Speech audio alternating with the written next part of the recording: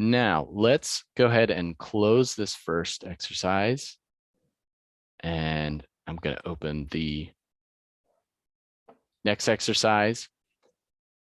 Now we're going to export this with In5, which is going to give us an immediate boost in terms of the layout.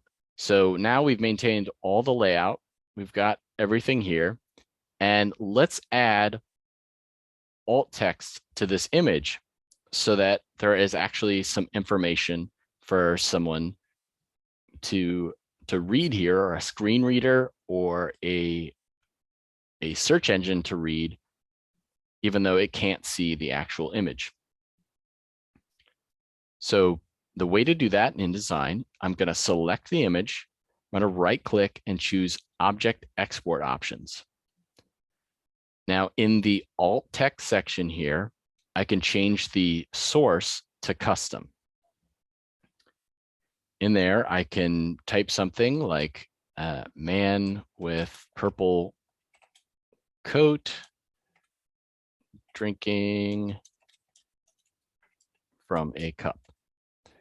And I'll just click done. And I can go and add alt text to each of these images as well.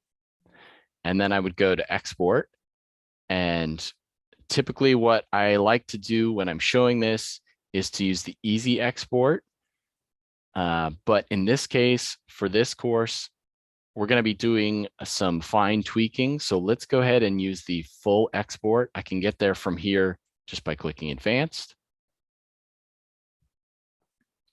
And we don't need to do anything to change what's on here. The text is going to be rendered as images for now. We're going to be looking at more of that. Nothing has to change based on this setting. I would just click OK and export. And let's take a look at what In5 does in the output. So I will inspect this image, and you can see this has alt text.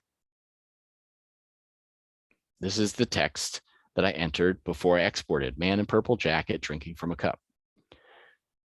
And if I scroll down and pick up one of these other images, I'd already added text to these, so you can see there's alt text there. So now when there is something reading the screen, it can actually pick up that text and read it as it comes across the images. Very simple, but a very useful thing to do.